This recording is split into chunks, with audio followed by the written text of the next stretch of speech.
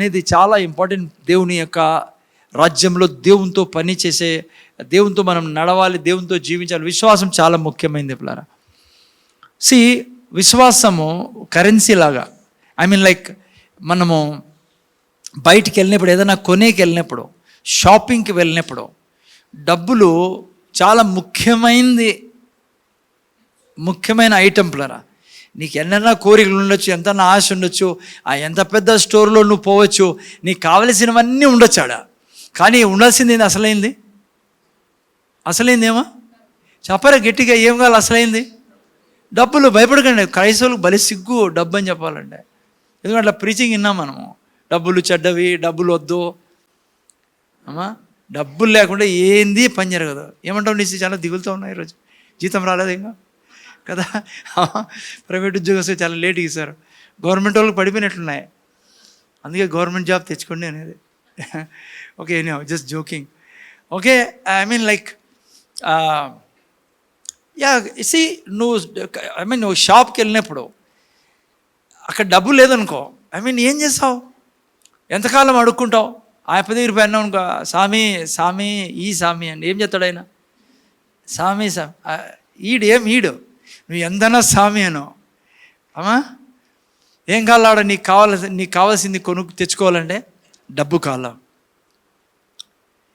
జీవితంలో డబ్బు చాలా అవసరం లేరా. జీవితంలో ఏది కావాలన్నా నీకు ఈ భూమి మీద ఏం కావాలన్నా నీకు డబ్బు అవసరం. అంటే ఏదైనా కొనాలన్నప్పుడు, ఓకే, అన్ని డబ్బుతో రావనుకోండి, డబ్బు చాలా అవసరం లేరా. డబ్బు లేకుండా చాలా అందుకే ప్రభువు అన్నాడు, నీ యొక్క ప్రతి అవసరత నేను తీరుస్తాను నా స్వర్గబుద్ధి అనేది నుంచి. నిన్న వారం మనం చూసుకున్నాం నిన్న వారం చాలా ఇంపార్టెంట్ విషయాన్ని నేను చూపించాను మీకు బైబిల్లో నుంచి.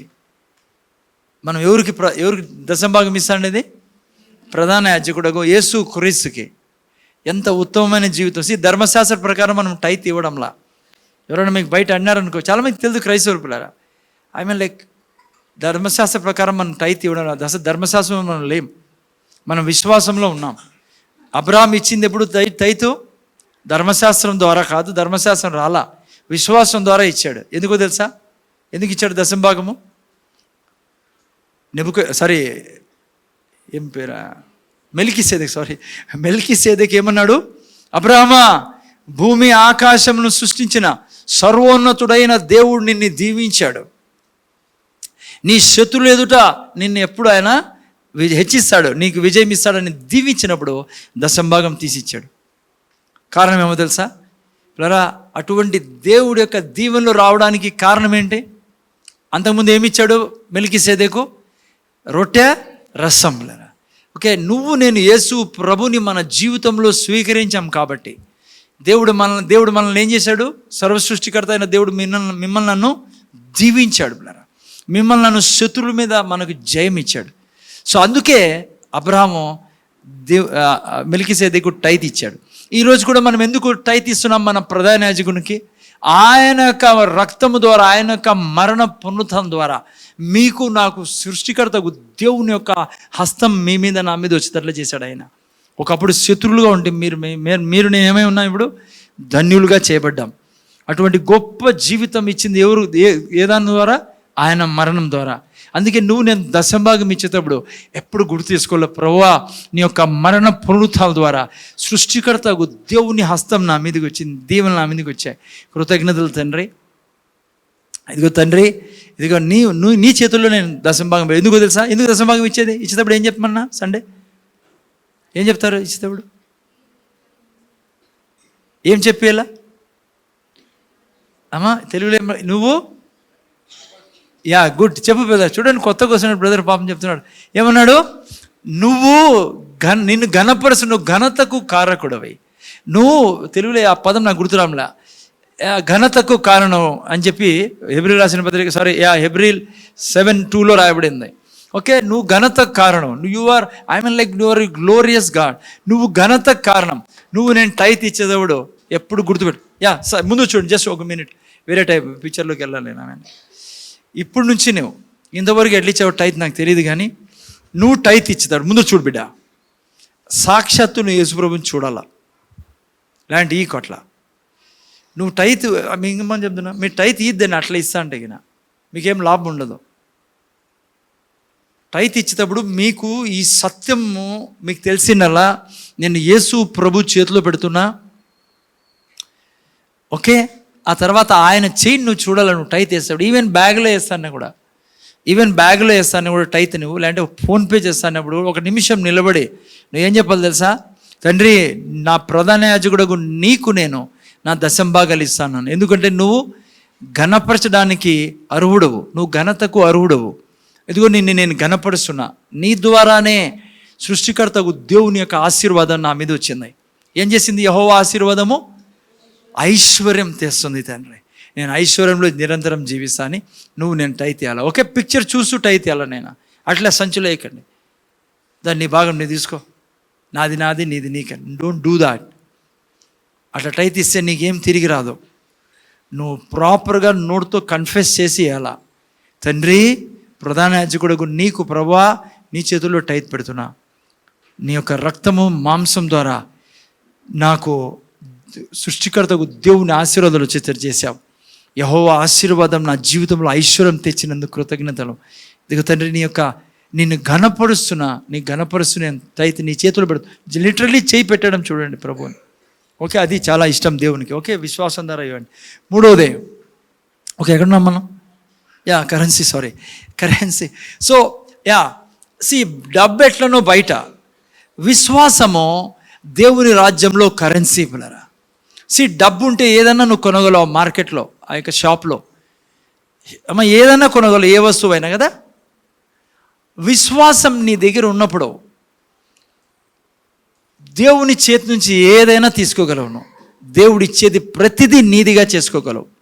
నువ్వు లేమిలో బ్రతికే అవసరం లేదు. ఆత్మీయంగా నీకు కాసిన ఆరోగ్యము, ఐశ్వర్యము, ఘనత, మహిమ, ప్రభావము, పిల్లల జీవితము, ప్రతిదీ నీ జీవితంలో తెచ్చిచ్చేది దేవుని చేతి నుంచి.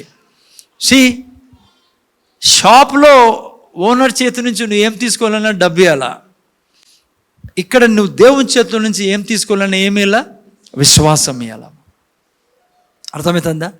అది దేవునికి ఇష్టమైన కరెన్సీ. నీ జీవితంలో ఏది కావాలన్నా నేను దేవుని చేతిలోకి తీసుకోవాలి. విశ్వాసం ఇవ్వాలా దేవునికి. ఓకే, సరే. విశ్వాసం ఎట్లా వస్తుంది? ఏదాని వలన? దేవుని యొక్క వాక్యం వినటం వలన విశ్వాసం వస్తుంది. జాగ్రత్త వినండి. ప్రార్థన సబ్జెక్ట్లో ఇది అర్థం కాకుంటే నీకు ప్రార్థనే నీది కుంటుపడిపోతుంది, సరిగ్గా చేయలేవు నువ్వు ప్రార్థన. ఏంటది? విశ్వాసం ఇవ్వాలా దేవుని సన్నిధిలో పోయినప్పుడు. విశ్వాసం ఎట్లా వస్తుంది? ఈ 3 స్టేజెస్ ఎప్పటికీ మర్చిపోద్దు. ఇది చాలా ఫౌండేషన్ నీ ఫెయిత్కే. ఏంటి 3 స్టేజెస్? జాగ్రత్త వినన్నా. సిస్టర్ ముందర చూడాలి, దయతో రైట్ లెఫ్ట్ చూడకండి. ఫస్ట్ స్టేజ్ నువ్వు వాక్యం చెప్తా ఉంటావు. జాగ్రత్త వినాలి. మళ్ళా ఫస్ట్ స్టేజ్ నువ్వు వాక్యం చెప్పేటప్పుడు ఏ పని జరగదు. ఫస్ట్ స్టేజ్లో ఏ పని జరగదు. కొత్తగా నువ్వు ప్రభుని నమ్ముకొని ఇప్పుడే వాక్యం చెప్పేది మొదలుపెట్టి ఉన్నావు అనుకో, నువ్వు ఫస్ట్ టైం నువ్వు వాక్యం చెప్పేటప్పుడు పనులు జరగవు. దీని ద్వారా పనులు జరగవు. ఈ చెప్తున్నావే వాక్యం, అది అడిగిపోతుంది. ఫస్ట్ స్టేజ్లో హృదయంలోకి పోతుంది. నువ్వు వాక్యం చెప్పినప్పుడు హృదయంలోకి పోతుంది పిల్లరా. హృదయంలో పోయి ఏం పుట్టిస్తుంది? విశ్వాసం పుట్టిస్తుంది. నీ హృదయాన్ని ఏ దాంతో నింపుతుంది? విశ్వాసంతో. ఇది సెకండ్ స్టేజ్. నీ హృదయం ఏంతో నింపబడింది? ఇప్పుడు వాక్యం పోవడం వలన విశ్వాసంతో నింపబడింది. మూడో స్టేజ్ ఏంటంటే, ఇప్పుడు హృదయంలో నుంచి నువ్వు తీస్తావే, అది విశ్వాసం. ఆ స్టేజ్లో నీ పనులు జరగడం మొదలు పెడతాయి. అందుకే ఒకవేళ నువ్వు వాక్యం చెప్పినప్పుడు పనులు జరగకోకుండా ఉంటే నిరుత్సాహపడకు. నువ్వు బిల్డప్ చేసుకుంటానో నీ ఫెయిత్ని, నీ హృదయాన్ని సిద్ధపరుచుకుంటా ఉన్నావు. ఒకరోజు వస్తుంది ఖచ్చితంగా. నీ యొక్క యేసయ్య చెట్టుకు చెప్పినప్పుడు ఏం జరిగిందో చెట్టులో, యేసయ్య నీళ్ళకి చెప్పినప్పుడు ఏం జరిగిందో నీళ్ళకి, యేసయ్య రొట్టెలకు చెప్పినప్పుడు ఏం జరిగిందో, యేసయ్య లాజరుతో చెప్పినప్పుడు ఏం జరిగిందో, అది చెప్పే స్టేజ్కి నువ్వు ప్రవేశిస్తావు. సో డోంట్ డిస్కరేజ్ యువర్, నిరుత్సాహపడకు. ఈ 3 స్టేజెస్ గుర్తుపెట్టుకో, జాగ్రత్తగా నేను ముందు చూడండి. ఆయన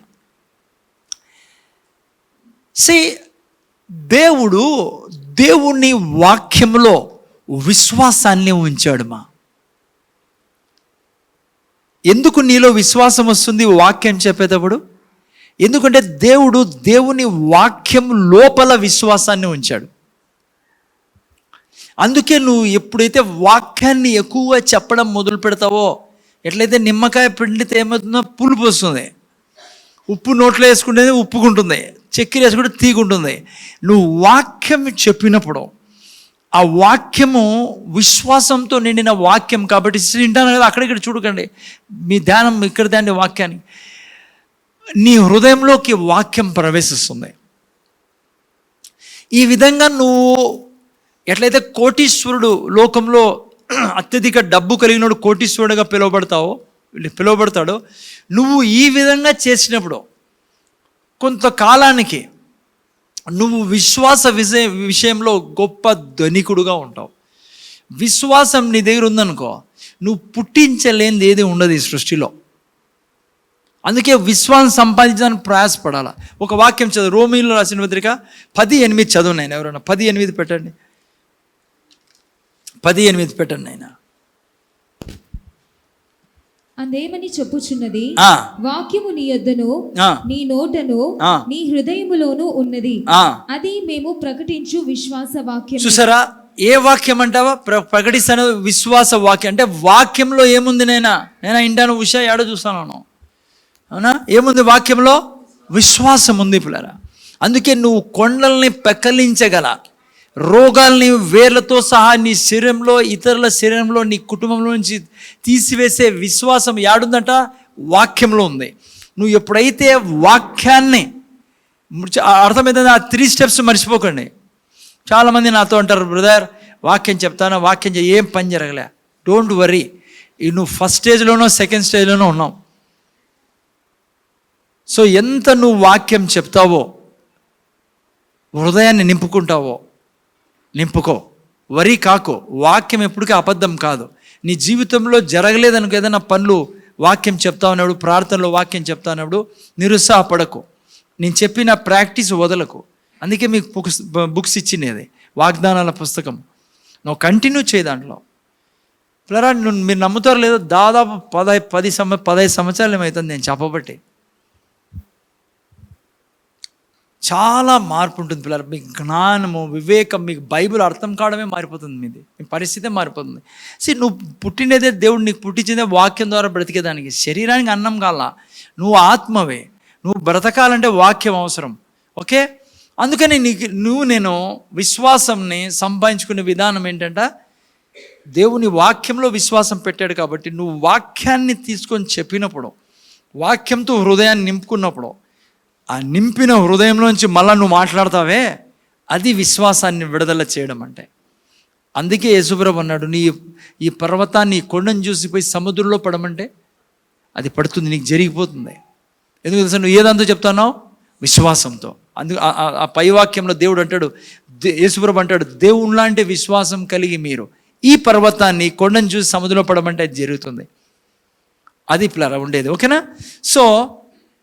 సో మీకు నాకు విశ్వాసము దేవుని సన్నిధిలో కరెన్సీ.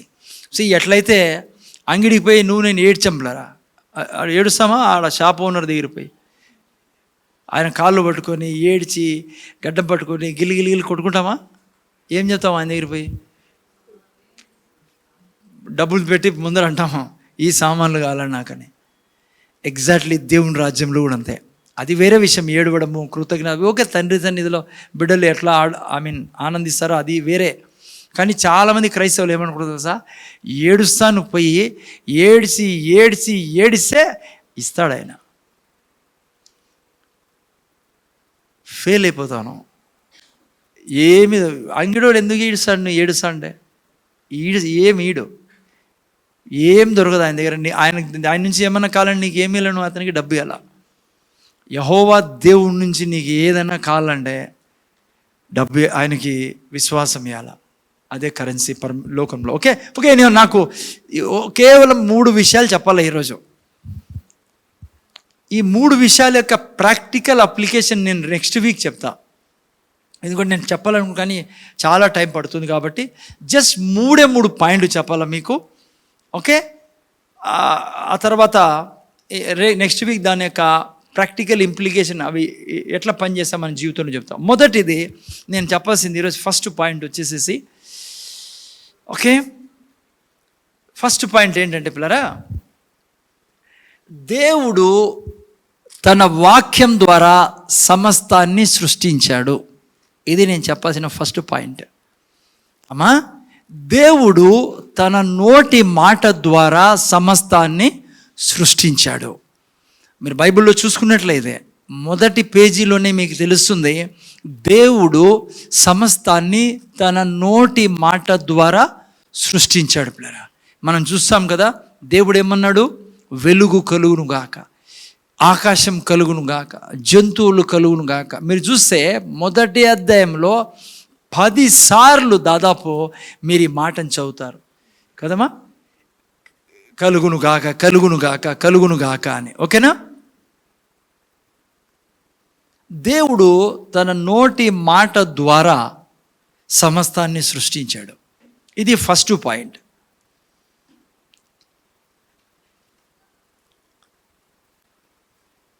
మీరు నేను కూడా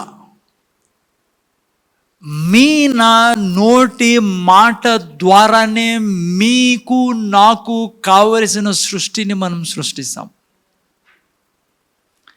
ఇప్పుడు వెంటనే వచ్చేది ఏమో తెలుసా, డౌటు. సార్, దేవుడు తన నోటి మాట ద్వారా ఈ సృష్టిని సృష్టించాడు, అంతవరకు మీరు బాగున్నారు, ఆ తర్వాతే మీరు చెడిపోయారు అంటారు మీరు కదా. ఏమని? హలో, అంటే మీరు ఏమంటున్నారు, మేమేం దేవుడినా, మమ్మల్ని దేవుడుగా చేస్తున్నారు మీరు అమ్మా కదా. వచ్చే డౌట్ అదే కదా. దేవుడు తన నోటి మాట ద్వారా సృష్టిని సృష్టించాడు అన్న తర్వాత మీరు నేను కూడా నా నోటి మాట ద్వారా నా సృష్టిని సృష్టిస్తాము అన్నప్పుడు పెద్ద సమస్య ఏమంటే, నువ్వు నన్ను దేవుడు అంటానవా? నువ్వు నీ మాట ద్వారా నేను దేవుణ్ణా? నువ్వు నన్ను దేవుడుగా చేశానవా? ఏనండి, నేను చెప్పడంలా మీరు దేవుడని, నేను దేవుణ్ణి కాదు, మీరు దేవుడు కాదు. కానీ నా దేవుని యొక్క నోటి నుంచి వచ్చిన వాక్యం ఏంటంటే, మాట ఏంటంటే, తను నిన్ను నన్ను తన స్వరూపంలో పోలికలో సృష్టించాడు. నిన్ను నన్ను దేవుడు ఎలా సృష్టించాడు? తన స్వరూపంలో తన పోలికలో సృష్టించాడు పిల్లరా. అర్థమైతే? తనలాగా మీరు నేను రాజ్యం చేయడానికి నిన్ను నన్ను దేవుడు సృష్టించాడు. అది మీకు నేను చెప్తా ఉండేది. ఎలా రాజ్యం చేసేవాడు? ఓకే, ఆదాం ఎలా రాజ్యం చేసేవాడు? ఇప్పుడు ఆదాం ఇంట్లోకి అనుకుందాం, కిచెన్లోకి ఎలక దూరిందండి. ఈనాల ముందర చూడాలి నాయన, ఏం దూరిందమ్మా? గట్టి చెప్పండి, ఏం దూరిందో? ఏం దూరింది? సరే, ఎలక దూరితే ఆదాం ఏం చేశాడు చెప్పండి? ఆదాం ఏం చేశాడు? చేత్తో పట్టుకొని ఆదాము ఆ ఎలకని బయటికి ఇసురుతాడు అనుకుందాం, ఊహించుకుందాం. ఓకే, సరే, ఏనుగే వచ్చింది అనుకోండి, కిచెన్లోకో బెడ్రూమ్లోకో.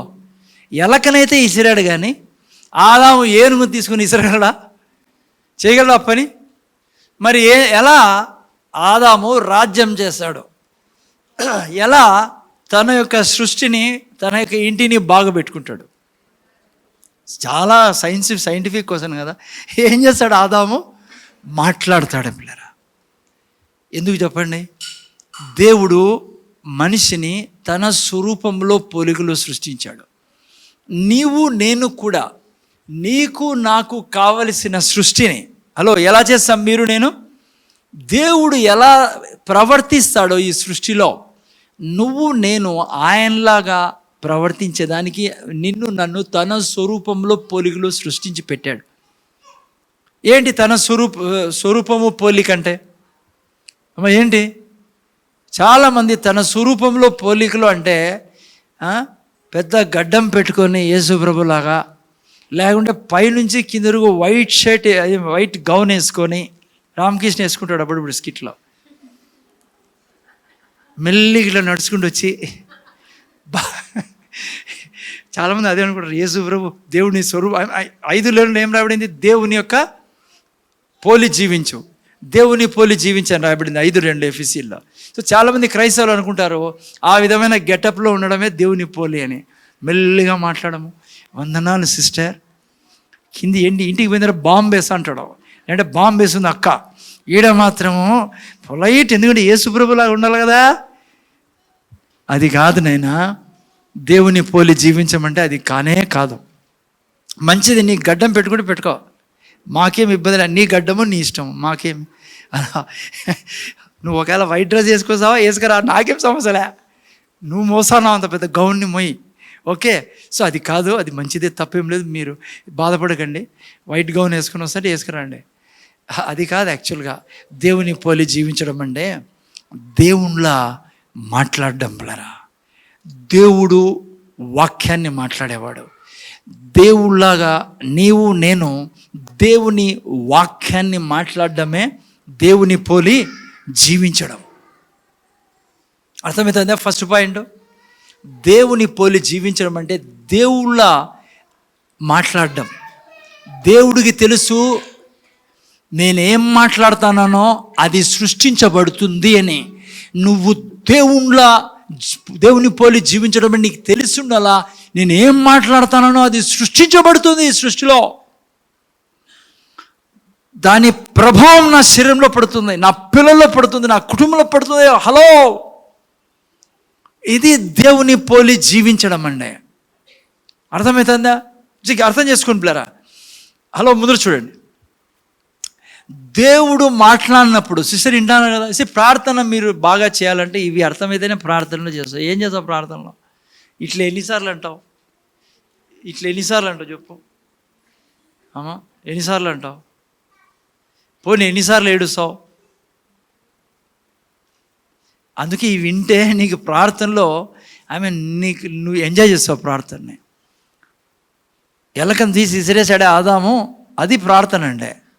ప్రార్థనలు నువ్వు చేయాల్సింది అదే. ఏనుగుని ఇసిరలేవు, కానీ ఏనుగుకి ఏం చేస్తావు? ఆజ్ఞాపిస్తావు. ఓకే. సో ఓకే, వినండి, ముందు చూడండి. ఆయన దేవుడు మాట్లాడితే దేవుని వాక్యము ఏం చేస్తుందో ఈ సృష్టిలో, నువ్వు ఆయన వాక్యాన్ని నీ నోట్లో పెట్టుకుని మాట్లాడినప్పుడు అంతే పని చేస్తుంది. దేవుడు మాట్లాడితే ఎంత పని చేస్తుందో, దేవుడు మాట్లాడితే ఆ వాక్యం ఎంత శక్తి బయలుదేరుతుందో, ఆయన వాక్యము నువ్వు నోట్లో పెట్టుకొని మాట్లాడితే అంతే శక్తి ఆ వాక్యం ద్వారా బయలుదేరుతుంది. అది దేవుని స్వరూపంలో పోలికలో సృష్టించబడ్డమంటే. చాలా ఇంపార్టెంట్ పాయింట్ ఫ్లోర్ అది. ఫస్ట్ పాయింట్ నేను చెప్తాను, రేపు వారం ప్రాక్టికల్లోకి తీసుకెళ్తా. ఫస్ట్ పాయింట్ ఏంటి? దేవుడు తన వాక్యము ద్వారా, తన నోటి మాట ద్వారా సమస్తాన్ని సృష్టిస్తాడు. నన్ను దేవుడు తన స్వరూపంలో పోలికలో సృష్టించింది. ఎందుకంటే నా సృష్టిని, నా జీవితాన్ని, నా ద్వారా జరగాల్సిన విషయాలన్నిటినీ నేను మాట్లాడడం ద్వారా. ఏం మాట్లాడడం ద్వారా? ఎవరో చీఫ్ మినిస్టర్, ఎంపీనో చెప్పినది కాదు. దేవుడు వాక్యం నువ్వు చెప్పడం ద్వారా నువ్వు సృష్టిస్తావు. అందుకే ఆ 3 స్టేజెస్ మర్చిపోకండి.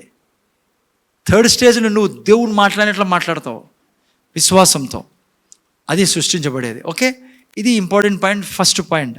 ఓకే.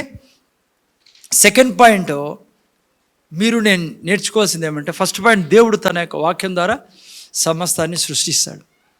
రెండవది, ఇది గుర్తుపెట్టుకుంటే నువ్వు ప్రార్థనలో ఏం చెప్పాలో నేను చెప్తాను నెక్స్ట్ వీక్. ఆల్రెడీ అర్థమైపోతుంది నీకు ప్రార్థనలో ఏం చేయాలో. ఫస్ట్ పాయింట్ నువ్వు ప్రార్థన చేయాల్సిందే. ప్రార్థన అంటే ఏంటి? సృష్టించడం అంతే. ఎప్పుడు సృష్టించబడుతుంది? దేవుళ్ళ నువ్వు వాక్యం విడుదల చేసినప్పుడు ప్రార్థన. అందుకే బోర్ వేస్తుంది చాలామంది, ప్రార్థన చేసుకోలేరు. ఎందుకంటే తెలియదు ఏం చేయాలో ప్రార్థనలో. జాగ్రత్త. ముందు రెండో పాయింట్ ఏంటంటే పిల్లరా, దేవుడు ముందే మాట్లాడంది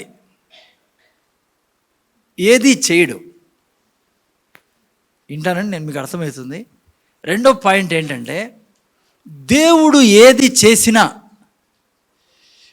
ముందే దాని గురించి మాట్లాడేస్తాడు, ఆ తర్వాత అది జరుగుతుంది. ఇంకా క్లియర్ చెప్తాను, జాగ్రత్తగా వినండి. దేవుడు ఏం విషయం వెళ్ళిపోతున్నావు, ఇంకా ముందు ఇంకా కాలే టైం కాదు, వాళ్ళు పోయినారులే, నువ్వు వెళ్ళిపోతావు. చూసారా ఏం పరిస్థితి.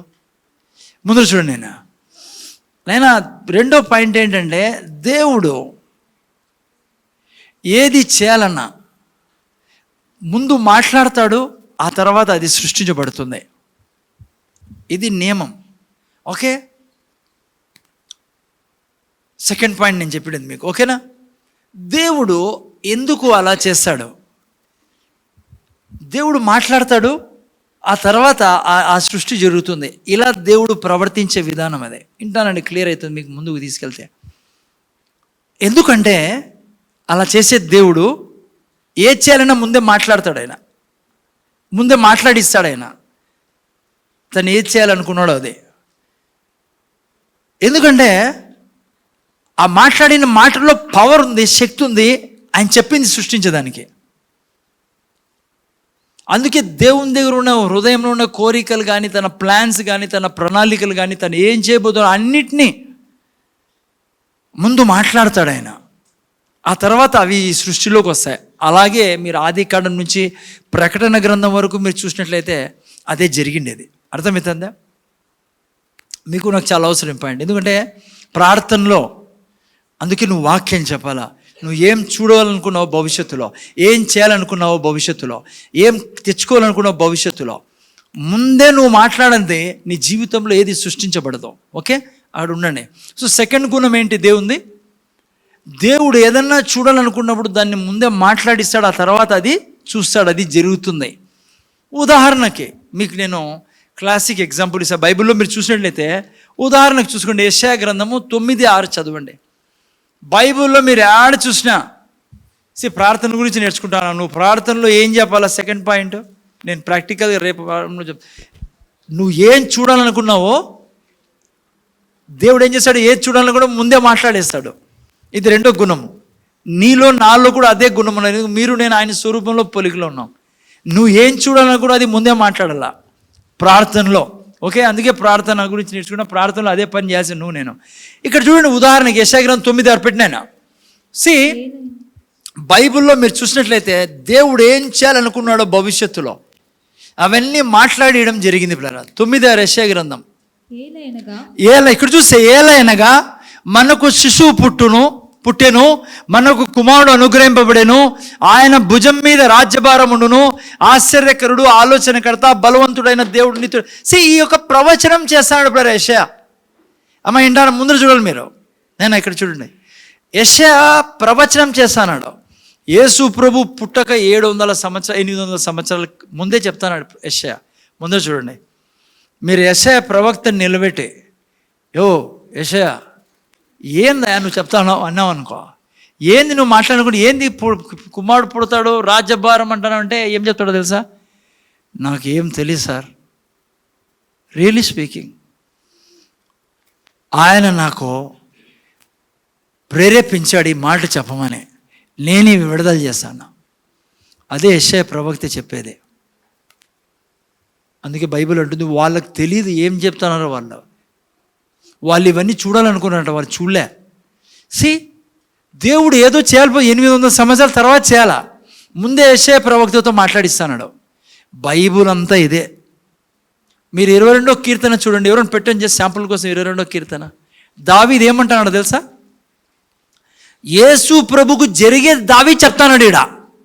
నా దేవా నీవు నన్ను నేలబడిచితివి, నన్ను రక్షింపక నా ఆర్తధ్వనిని వినక నీ వేళ దూరమవుచున్నారు. సెకండ్, నా దేవా పగులు నేను మొరపెడు. ఆ తర్వాత చూసే కనీసం ఒక 5-6 వాక్యాలు నేను ముందుకి ఉదాహరణ చెప్తున్నాను.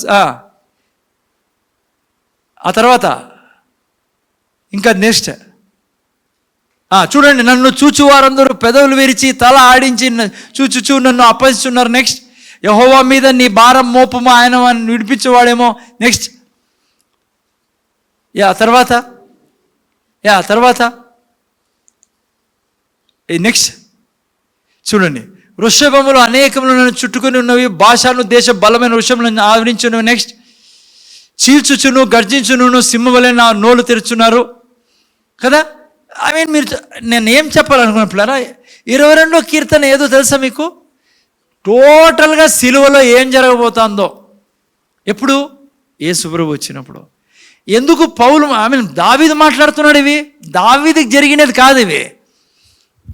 దేవుడు ఏది చేయాలని ముందు మాట్లాడిస్తాడు పిల్లరా. యోవేలు ప్రవక్త అన్నాడు, పరిశుద్ధాత్మ వారి మీదకి వచ్చును, వారు అన్య భాషలు మాట్లాడుదురు, వారు దర్శనాలు చురుకల. ఎందుకు మాట్లాడుతానో జోయల్, నీకు జరిగాయి ఇవి? మాకు తెలియదు సార్ ఇవన్నీ. ఆయన చెప్పాడు, నేను పలుకుతున్నా. జాగ్రత్తగానండి. నువ్వు ఎప్పుడైతే చెప్తావో యేసయ్య తిన్న దెబ్బల చేత నాకు స్వస్థత లభించింది అని, నీకు అర్థం కాకపోవచ్చు, కానీ నువ్వు ఎందుకు చెప్తున్నావు తెలుసా? దేవుడు చెప్పాడు కాబట్టి చెప్తున్నాను. ఇదే నీ భవిష్యత్తులో జరిగేది. నువ్వు అన్నావు అనుకో ఎట్లా జరుగుతుందని. నేను చాలాసార్లు చెప్పాను మీకే, ముందర చూడాలా. ఏం చెప్పానో తెలుసా? నల్ల ఎనుగొడ్డు పచ్చది గడ్డి తిని తెల్ల పాలిచ్చి పసుపు కలర్ బటర్ ఎట్లిస్తుంది మీకు తెలుసా? ఎవరైనా చేయొద్దండి, మీకు దండేసి ఫోటో తీసుకొని పేపర్లో వేపిస్తాం. ముందే ఎవరైనా తెలుసా? అంతే దేవుని వాక్యం. నీకు తెలియదు, కానీ దేవుడు అంటాడు, నువ్వు చెప్పు, నాలాగా నిన్ను సృష్టించాను నేను. నాకేం కావాలో నేను ముందే మాట్లాడేస్తాను, నేను ముందే ప్రకటిస్తాను, ముందే రిలీజ్ చేస్తాను. ఎందుకు మనం ఆమేన్ అంటాము? అనుగ్రహించును గాక. ఎందుకంటే నాకు కావాలి అది. ఆమేన్ అంటే అది జరుగును గాక. చాలా ఇంపార్టెంట్ ప్రిన్సిపల్స్ స్పిరిచువల్ వరల్డ్లో పిల్లలు, ఆత్మీయ లోకంలో, ఆత్మీయ జీవితంలో. మనకు తెలుసు ఎందుకు ఏను అట్లా చేస్తుందో. నాకు కూడా తెలుసు. నన్ను అడిగితే ఎందుకు అట్లా చేయాలో నాకు దేవుడు చెప్పాడు, నేను చేస్తాను. ఏమని? యేసయ్య తిన్న దెబ్బల చేత నాకు స్వస్థత లభించింది. ఆయన నా తిన్ని నీటిని దీవించి నాకు ఆరోగ్యం ఇచ్చాడు. ఆయన తన ఆత్మ ద్వారా నా శరీరాన్ని అనుక్షణం బాగు చేస్తాడు. యేసు ప్రభు డెడ్ బాడీ ఏ పరిశుద్ధాత్మ దేవుడు యేసయ్య చచ్చిపోయిన శరీరాన్ని లేపాడో, అదే పరిశుద్ధాత్మ దేవుడు నా బాడీలో ప్రతి క్షణము ఇమ్యూనిటీని పుట్టించి నా బాడీని హీల్ చేసి నా బాడీని సామర్థ్యంతో నింపుతున్నాడు. That's it. నాకు తెలిసింది అదే, మిగతాది ఆయన పని. ఎందుకు ముందే చెప్తావు చెప్పు? సెకండ్ పాయింట్లో ఉన్నాం మనం. ఎందుకు ముందే చెప్తాడు దేవుడు? మర్చిపోయినారు చూడండి మీరు.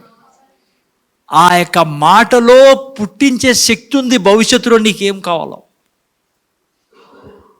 అందుకే ఆ 3 స్టేజెస్ మర్చిపోకండి. ఏంటది? ఫస్ట్ ఏంటి? వాక్యం నువ్వు చెప్తా ఉంటావు.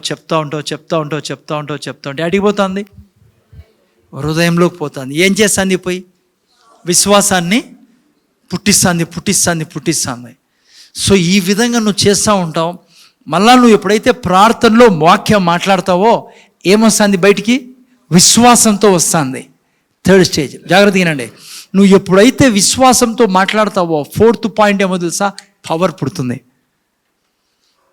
డబ్బులు ఎట్లయితే సామాన్య చేతిలోకి తీసుకుంటుందో, విశ్వాసం నువ్వు విడుదల చేసినప్పుడు దాంట్లో నుంచి పవర్ పోయి క్రియేట్ చేస్తుంది నీకేం కావాలో అదే.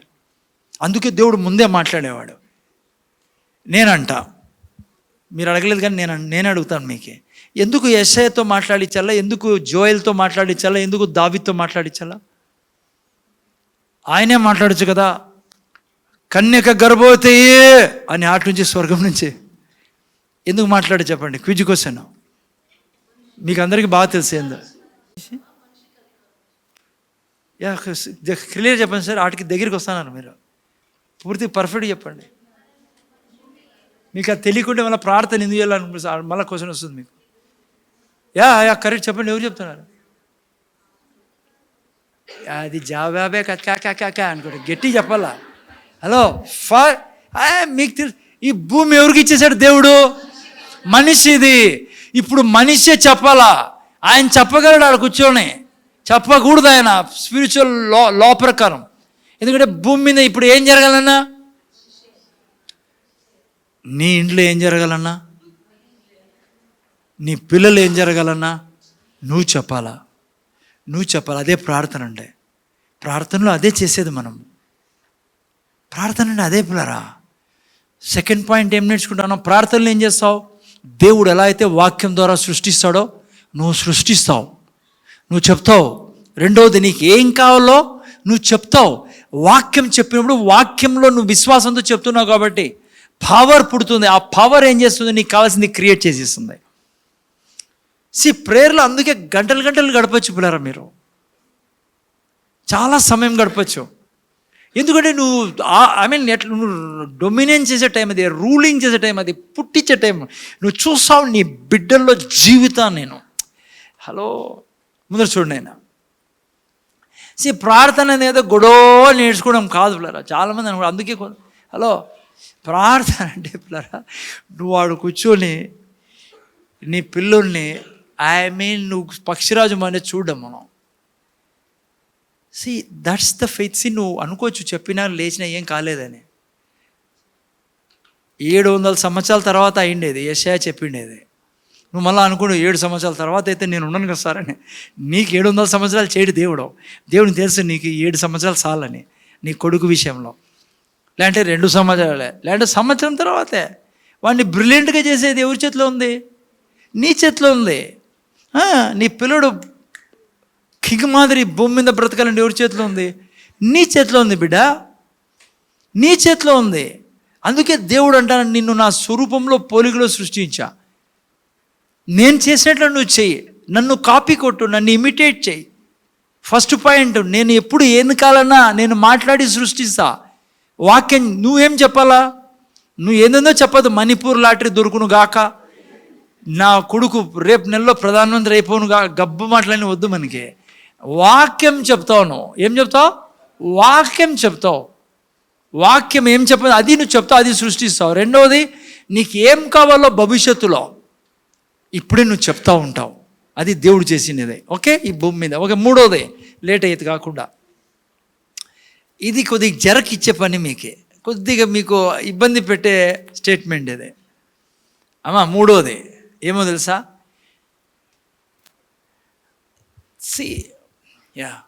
మూడోది ఏంటంటే, దేవుడు ఏ స్థాయిలో పని చేస్తాడో అదే స్థాయిలో మనిషి కూడా పని చేసేదానికి దేవుడు మనిషికి హక్కు ఇచ్చాడు, అర్హత ఇచ్చాడు. అర్థమవుతుందా? Man is capable of operating in the same level of faith as God operates. మనిషి ఏ రీతిగా అయితే మనిషి కూడా దేవుడు విశ్వాసంతో ఎలా ఆపరేట్ చేస్తాడో ఈ సృష్టిలో, దేవుడు మనిషిని కూడా అలా ఆ లెవెల్లో ఆపరేట్ చేసే యోగ్యత మనిషికి ఇచ్చాడు. మనిషి చేయగలడు ఆ లెవెల్లో. ఉదాహరణకి ఏంటి, దేవుడు తన ఎదుట ఉన్న నిరాకారాన్ని, శూన్యాన్ని శాసించాడు తొలగిపోమని. వెలుగు కలుగును గాక అన్నాడు, జీవం వచ్చును గాక అన్నాడు, బాగు చేయబడును గాక అన్నాడు, అందంగా ఉండును గాక అన్నాడు, మేలులతో నింపబడును గాక అన్నాడు. నువ్వు నేను కూడా సేమ్ అదే స్థాయిలో మన యొక్క సృష్టిని నేను బాగు చేసుకోవచ్చు పిల్లరా. మీకు చాలా కాంప్లికేషన్గా ఉండొచ్చు ఈ స్టేట్మెంట్ వినేటప్పుడు. ఎందుకు సార్ నన్ను దేవుళ్ళ? నేను చేయనురా, ఆయన చేశాడు నిన్ను నన్ను దేవుళ్ళ. దైవత్వంలోకి మనం పాలిభాగసులు అయినాం. ఎందుకంటున్నాడు ఆయన మనం వారసులమని? ఎందుకంటున్నాడు? ఆయనే కదా అనేది, నువ్వు నేను యేసు క్రీస్తుతో జత వారసులం. పనివారం కూడా ఉంది, వారసులం. మీరు నేను లిటరలీ దేవునికి పుట్టినాంలరా. మీ నా స్పిరిట్ బాండింగ్ స్పిరిట్. సండే నేను దాన్ని మెన్షన్ చేస్తాను. నువ్వు నేను దేవునికి పుట్టినాం. దేవుడు ఎప్పుడు కోరుకునేది దేవుడి లెవెల్లో మనం పని చేయాలని.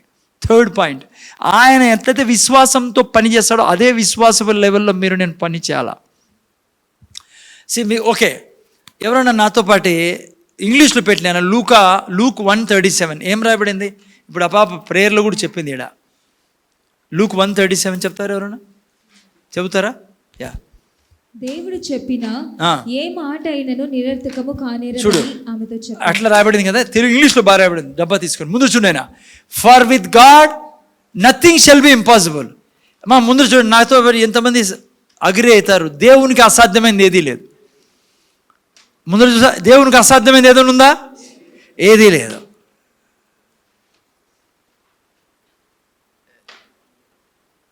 ఆయన లెవెల్లో నువ్వు పని చేసేదానికి ఆయన ఏమంటాడు తెలుసా? నీకు అసాధ్యమైనది కూడా ఏం లేదు. అక్కడ వస్తుంది మనకి జరుకు కొద్దిగా. ఎక్కడ రాయబడింది? మార్క్స్ 9:23 పెట్టండి ఏం రాయబడిందో. ఆయన లెవెల్లో పని, ఆయన అంటాడు నాకు, మనం అందరూ చెప్తామయ్యా దేవునికి అసాధ్యమైనది ఏమీ లేదు. కానీ తెలుసా బైబిల్ ఏమంటుందో? Jesus said unto him, yea if thou believe all things are possible to him that believeth. వేరే వర్షన్ ఏదైనా పెట్టు, మా ఈజీ వర్షన్ ఎన్కేజేవి పెట్టు. తెలుగులో కూడా ఏం రాబడింది చదవలేను, సారీ తెలుగులో పెట్టు. చూడండి, నమ్ముట నీ వలనైతే నమ్మువారికి. ఇప్పటి వరకు నువ్వు ఏమంటివి? దేవునికి సమస్తము సాధ్యం, ఆయనకి అసాధ్యమైంది ఏది? ఆయనే ఇక్కడ అంటున్నాడు నిలబడి, మనిషి రూపంలో నిలబడి. యెహోవా దేవుడు ఏమన్నాడు తెలుసా? నువ్వు నమ్మితే, అంటే నువ్వు విశ్వాసంలో పనిచేసే వ్యక్తివి అయితే నీకు కూడా అసాధ్యమైంది ఏదీ లేదు. థర్డ్ స్టేట్మెంట్ ఇది. దేవుడు అంటాడు, మనిషిని నేను ఎలా సృష్టించా అంటే నా లెవెల్లో ఆయన పనిచేస్తాను. ఆయన లెవెల్ ఏంటి? ఆయన నిరాకారాన్ని, శూన్యాన్ని తొలగించేవాడు. ఆయనకు కావలసినవన్నిటినీ బాగు చేసుకొని ఆయనకు వద్దని తీసేసేవాడు. అదే ఫెయిత్ లెవెల్ మీకు నాకు ఇచ్చాడు దేవుడు. ఆ ఫెయిత్ లెవెల్కి రావాలంటే మీరు నేను ఏం చేయాలా? Again 3 stages. ఇది మర్చిపోతే నువ్వు విశ్వాసం నడచలేవు. నువ్వు నేను ఏ రోజు యేసుప్రభుని రక్షణగా అంగీకరించానో ఆ రోజు మనం విశ్వాసంలో మాట్లాడలేము. విశ్వాసంలో నువ్వు మాట్లాడే ప్రార్థన స్టేజ్, విశ్వాసంతో ప్రార్థన చేసే స్టేజ్కి రావాలంటే ఏం చేయాలా? ఫస్ట్ ఈ 2 స్టేజెస్ క్రాస్ చేయాలా. ఎట్లా అది? ఎప్పుడు వాక్యం చెప్తా ఉండు. ఏమవుతుంది? హృదయంలోకి పోతుంది. హృదయంలో ఏం పండుతుంది? విశ్వాసం. ఎందుకంటే వాక్యంలో ఏముంది? విశ్వాసం. విశ్వాసం నీ హృదయాన్ని నింపుతుంది. థర్డ్ స్టేజ్ ఏంటి? నువ్వు మాట్లాడినప్పుడు ఈసారి ఇట్లా నిండి మాట్లాడతావే, అప్పుడు దేవుడు మాట్లాడినట్లే. ఎందుకంటే దేవుని వాక్యం నువ్వు మాట్లాడుతానేది, యేసయ్య మాట్లాడినట్లే. అందుకే యేసుప్రభు ఏమన్నాడు? ఆ దేవుడు ఇక్కడ నిలబడి ఏమంటున్నాడు? నమ్ముట నీ వలనైతే, చెప్పండి, నమ్ముట నీ వలనైతే నమ్మువారికి సమస్తం సాధ్యం. ఆయన చెప్తున్నాడు పిల్లరా. ఎప్పుడైతే నువ్వు ఈ థర్డ్ స్టేజ్ క్రాస్ చేసి ఆ తర్వాత నువ్వు మాట్లాడతావో, నీ మాటలో నుంచి ఎలా అయితే పవర్ రిలీజ్ అయిందో, దేవుడు చెప్పినప్పుడు నిరాకారాన్ని చూసి ఆయన ఆకారం పలికాడు, వెలుగు పలికాడో, నువ్వు ఎప్పుడైతే పలుకుతావో, నువ్వు దేవుని వాక్యం పలుకుతానో కాబట్టి విశ్వాసంతో పవర్ క్రియేట్ అవుతుంది. ఆ పవర్ ఏం చేస్తుందంటే క్రియేట్ చేయాల్సింది క్రియేట్ చేస్తుంది. యేసుప్రభు చెప్తాడు తన నోటితో. అందుకే యేసుప్రభు ఏమన్నాడు? ఈ కొండను చూసి నేను చెప్తాను, మీరు ఎవరు చెప్పకండి, మీ చేత కాదనిలే. అమ్మా ఏమన్నాడు? మీరు ఈ కొండను చూసి పోయి సముద్రంలో పడమంటే అది పడుతుంది. ఎందుకంటే ఆయన లెవెల్లో మీరు నేను పని చేయడానికి దేవుడు మీకు నాకు యోగ్యత ఇచ్చాడు. ఓకే, అందుకే ఆ 3 స్టెప్స్ మర్చిపోకండి. అందుకే చెప్పాను కదా, Christian life is a amazing life. అంటే ఆమె ఆశ్చర్యకరమైన జీవితం క్రైస్తవుడు. ఇది మతం కాదు నైనా. మీరు నేను మతంలో కాదు దూరిండేది, మీరు నేను దైవత్వంలోకి దూరేంపులారా. మీరు నేను దైవత్వంలో పాలిభాగస్తులైనా, మీరు నేను దేవుళ్ళంపులారా, మీరు నేను క్రీస్తులంపులారా. ఆయన ద్రాక్షవల్లి, మీరు నేను తీగలం. ఆయన ఏమై ఉన్నాడో మీరు నేను అదే ఉన్నాం. ఆయనలాగా ఆపరేట్ చేయడానికి మనం ఉన్నాం. జాగ్రత్తగా వినండి. హలో, ముగిస్తాను, జాగ్రత్తగా వినండి. మీరు నేను ప్రార్థనలో ఎప్పుడు చేయాల్సింది ఏమంటే దేవుని యొక్క వాక్యాన్ని విడుదల చేయాలి. విడుదల చేసినప్పుడు పవర్ రిలీజ్ అవుతుంది. పవర్ రిలీజ్ అయినప్పుడు క్రియేషన్ రిలీజ్ అవుతుంది, క్రియేట్ అవుతుంది. ముందర చూడండి, ఎందుకు యేసు ప్రభు ఎప్పుడు ప్రార్థన చేసేవాడు? అపోస్తుల్లో 1 గంట ప్రార్థన చేయాలంటే గొరకలు పెడుతున్నారు. అపోస్తులు పేతురు, మిస్టర్ జాన్, అంత పెద్ద గుంపు ఏం చేస్తున్నారు? యేసుప్రభు అన్నాడు 1 గడియ కూడా మీరు ప్రార్థన చేయలేరా అని. కానీ మీరు యేసుప్రభు చూస్తే ఎప్పుడు ప్రార్థనాపరుడు, ప్రార్థనలో ఎక్కువ సమయం గడిపాడు. రాత్రి పగులు ఇంకా సేవకు పోకముందు ప్రార్థనలో సమయం గడిపి వెళ్ళేవాడు. ఎందుకు మీరు అంటారు? బ్రదర్, ఆయన దేవుడు కాబట్టి చాలాసేపు ప్రార్థన చేశాడు, మాకు అర్ధగంట అవుతానంటే గొరకలు వస్తాయి, కానీ అర్ధగంట చేయలేం. ఆయన దేవుడు కానీ 100% మనిషి ఈడ. అందుకే పడుకునేవాడు ఆయన, అందుకే తినేవాడు ఆయన. ఎందుకు తెలుసా? ప్రార్థన అంటే ప్రీతి ఆయనకి. ప్రార్థన అంటే పోయి బతిమలాడడం కాదు దేవునికి. ప్రార్థన అంటే ఏదో ఏడవడం కాదుమా. అవన్నీ ఓకే, నీ యొక్క ఎమోషనల్గా నువ్వు దేవునితో ఎట్లన్నా బిహేవ్ చేయవు, కానీ అసలైన పాయింట్ మర్చిపోద్దు అక్కడ పోయినప్పుడు. లేదంటే నువ్వు ఒక ఏం చేయలేని వ్యక్తిగా ఉంటావు దేవుని రాజ్యంలో. ఆయన నిన్ను ప్రేమిస్తాడు, నువ్వంటే చాలా ఇష్టం ఆయనకి, కానీ నువ్వు ఏ పని జరగదు నీతో. నువ్వు ఆడ గుర్తుపెట్టుకోవాల్సింది, నువ్వు కూడా దేవుళ్ళ సృష్టించేటువంటి జీవితం కలిగిన వ్యక్తివి. నువ్వు వాక్యం చెప్పి సృష్టించాల, మొదటిది. రెండవది, నువ్వు నేను ఏదైతే పలుకుతున్నామో అది సృష్టించబడుతుంది. దేవుడు ఈ సృష్టిలో ఏ చేసినా మొదట మాట్లాడేవాడు, తర్వాత దాన్ని చూసేవాడు. మూడవది, నేను నేర్చుకున్నాం, నేను దేవుని లెవెల్లో ఫెయిత్ని రిలీజ్ చేస్తాను కూడా. ఆయన ఫెయిత్ రిలీజ్ చేసేవాడు, వెలుగు కలుగును గాక. నేను ప్రార్థనలో ఫెయిత్ రిలీజ్ చేయాలి. అందుకే ప్రార్థన అంటే ఏంటంటే బిడ్డ, ఈ యొక్క 3 విషయాల యొక్క సెన్స్ కలిగి నువ్వు దేవుని ఎదుట మాట్లాడడం మొదలు పెడతావు. ఏం మాటలు? నువ్వు వాక్యాన్ని తీసుకొని మాట్లాడే వ్యక్తివి.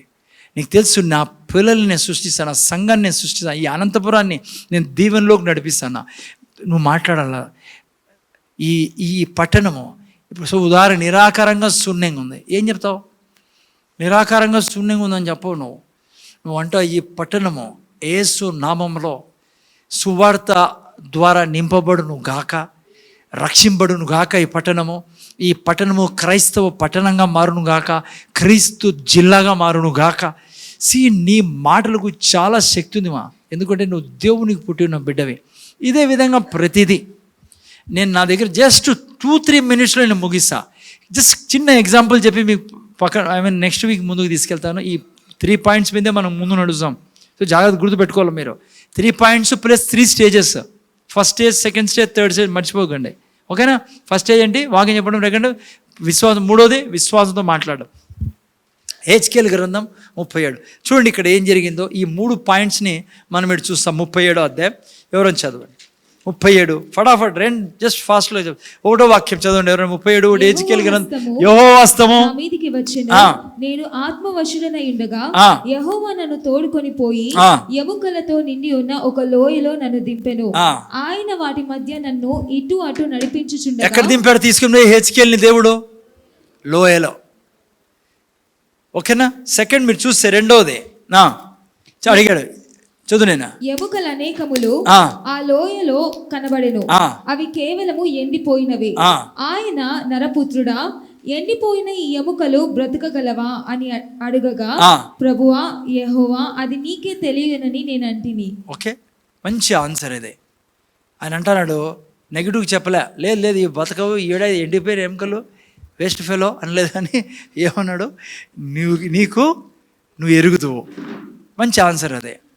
నేను ఆ ఆన్సర్ ఎప్పుడు ఇలా దేవుని ఎదుట, నీకు తెలుసు తండ్రి, నీకు అసాధ్యమైంది ఏదీ లేదు. ఇది కూడా చెప్పాలి దేవునితో, నీకు అసాధ్యమైంది ఏదీ లేదు కాబట్టి నాకు కూడా అసాధ్యం. ఈ క్యాన్సర్ పేషెంట్ని నేను బయటికి తేగలను, ఈ యొక్క ఎలర్జీని బయటికి తేగలను, ఈ యొక్క డయాబెటిక్ పేషెంట్ని నేను బయటికి తేగలను, ఇదిగో మా ఇంట్లో ఉన్న ఈ ప్రవేశించిన దీన్ని నేను బయటికి తేగలను, ఎందుకంటే నువ్వు తేగలవు కాబట్టి. ఓకే, అందుకే ఆ తర్వాత ఏం జరిగింది చూడండి 4వ వాక్యం నుంచి. ప్రవచనం ఎత్తి ఎండిపోయిన ఎముకలతో ఇట్లనుము, ఎండిపోయిన ఎముకలారా యెహోవా మాట ఆలకించుడి. ఈ ఎముకలకు ప్రభువైన యెహోవా సెలవిచ్చినదేమనగా, మీరు బ్రతుకున్నట్లు నేను మీలోనికి జీవాత్మను రప్పించుచున్నాను. చర్మము కప్పి మీకు నరములనిచ్చి మీ మీద మాంసము పొదిగి చర్మము మీ మీద కప్పదను. మీలో జీవాత్మ నుంచగా మీరు బ్రతుకుదురు. అప్పుడు నేను యెహోవానై ఉన్నానని మీరు తెలుసుకుందురు. ఆయన నాకు ఇచ్చిన ఆజ్ఞ ప్రకారము. మీరు చూస్తే ఆల్రెడీ దీన్ని చాలా వైడ్గా ఎక్స్ప్లెయిన్ చేసే టైం లేదు కాబట్టి దేవుడు అంటున్నాడు ఇది జరుగును, చర్మం వచ్చును, మాంసం వచ్చును. ఓకే, కానీ మీరు చూస్తే బైబిల్లో ఏంది రాలే. ఆయన చెప్తాడు కానీ ఆయన చెప్పింది ఏమీ జరగలే. కానీ ఎప్పుడైతే 7వ వాక్యంలో యెహెజ్కేలు చెప్తాడో ఏమన్నాడు, అప్పుడు యెహెజ్కేలు ఏమంటున్నాడు, ఆయన నాకు ఇచ్చిన ఆజ్ఞ ప్రకారం నేను ప్రవచించుచుండగా. చూసారా ఏమైందంట, గడగడ మన ధ్వని ఒకటి పుట్టెను, అప్పుడు ఎముకలు ఒకదానితో ఒకటి కలుసుకొనెను. నేను చూచుచుండగా నరములను మాంసమును వాటి మీదకి వచ్చాను, వాటిపైన చర్మం కప్పినైతే వాటిలో జీవాత్మ ఎంత మాత్రం లేకపోయినా. ఆ తర్వాత అప్పుడు ఆయన నరపుత్రుడా, జీవాత్మ వచ్చినట్లు ప్రవచించి ఇట్లా అనుగ్రహం ప్రభువుకు యెహోవా సెలవిచ్చింది ఏమని. See what I'm saying is like ఈ 3 పాయింట్ చూస్తే దేవుడు ఎముకలకు ప్రాణమిచ్చగల ఈగల దేవుడు. ఏ విధంగా? తన వాక్యం చెప్పడం ద్వారా. ఆయన చూడాలనుకునేది ఇక్కడ ఏం చేస్తున్నాడు, ముందే ఆయన చెప్తా ఉన్నాడు. 3వది యెహెజ్కేలు ఆయన లెవెల్లో ఆయనలాగా ప్రవచించినప్పుడు మాత్రమే ఆ ఎముకలన్నీ మనుషులు మాదిరి మారాయి. డోంట్ వరీ, నెక్స్ట్ వీక్ ఈ 3 పాయింట్స్ని గుర్తుపెట్టుకుంటే నేను ప్రార్థనలో కూర్చున్నప్పుడు ఏం చేయాలా, సెకండ్ స్టేజ్లో ఏం చేయాలా, థర్డ్ స్టేజ్లో ఏం చేయాలా అది నేర్చుకుందాం. ప్రార్థన అంటారు చాలాసార్లు వినింటారు మీరు, ప్రేయర్ చేయండి. మనం ప్రేయర్ చేయం. ఎందుకో తెలుసా, మనకి ఏం చేయాలో తెలియదు ప్రేయర్లో. మనకు తెలిసిందల్లా మన బాధలన్నీ చెప్పడము, ఆయనకి ఏడుచడము, లేచి రావడము. అది కాదు ప్లరా, ప్రార్థన అది కాదు. ప్రార్థన పరిపాలించే సమయం ప్లరా, ప్రార్థన సృష్టించే సమయం, ప్రార్థన దేవుళ్ళగా నిరాకారాన్ని తీసివేసే సమయం, రూపాన్ని ఇచ్చే సమయం అదే. మనకు కావాల్సింది, దేవుడు కావాల్సింది మనం సృష్టించే సమయం. యెహెజ్కేలులాగా ఇది ప్రార్థన ప్లరా. ప్రార్థనలో అదే చేసేది మనం, యెహెజ్కేలు చేసేదే. కళ్ళు మూసుకొని ప్రార్థన చేసుకుందాం. తండ్రి నీ కృతజ్ఞతలు, మా ప్రభువు యేసుక్రీస్తులో బైబిల్ స్టడీలో ప్రార్థన అనేది మేము నేర్చుకుంటూ ఉన్నాం. తండ్రి విన్న ఈ మాటలు ఏవీ మర్చిపోకుండా వీటిని అనుసరించి జీవించి కృపనిమ్మని, వచ్చిన బిడ్డలు బట్టి కృతజ్ఞతలు ఒకటి చేదు పంపవు. ఇక్కడ వచ్చినదే నీలోకి నీ రూపాంతరం చెందడానికి తండ్రి. అందుకు నువ్వు సహాయపడుతున్నందుకు వందనాలు చెల్లించుకుంటూ మా ప్రభువు యేసుక్రీస్తులో బడికొచ్చున్నాం తండ్రి. ఆమె 2 చేతులెత్తి దేవుని ఆశీర్వాదం తీసుకుందాం. యేసయ్య కృప, దేవుని ప్రేమ, పరిశుద్ధాత్మక సావాసం మనకు మన కుటుంబాలకి ఇప్పుడు సదాకాలం తోడను గాక. ఆమె.